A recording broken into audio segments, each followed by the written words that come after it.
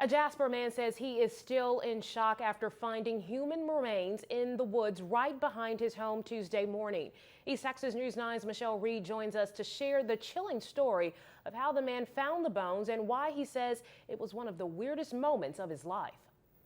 Yes, Christelle, John Miller says that he still can't believe that someone may have died right behind his house. And even though the bones have probably been in the woods for several years, it eats him up knowing that he could have saved a life.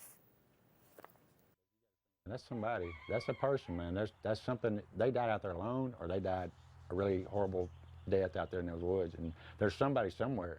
They're looking for that person. John Miller says he was walking through the woods behind his parents' farm, which is 8 miles north of Jasper, when he stumbled upon something weird in the brush.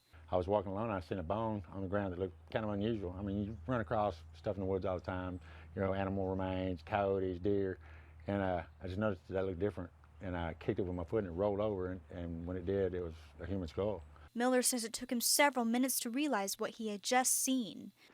What, this is a human skull, you know, and your mind goes, you know, when you first see it, I go, wow, that's a human skull.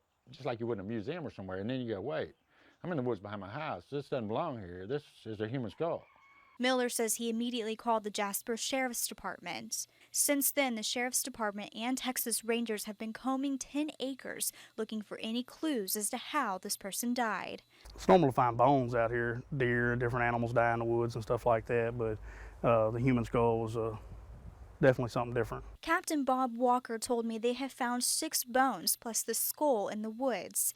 The bones were determined to be from a white male between the age of 17 and 30. He also said the bones have probably been out in the woods for at least 2 years. No matter what the truth is, Miller says he feels like he was meant to find the bones. It was the weirdest feeling. It was almost like somebody saying, you found me. Says that it could take several weeks before the DNA results come back, but Miller says he hopes this man's family can finally find some closure. Live in the studio, Michelle Reed, KTRE, East Texas News 9.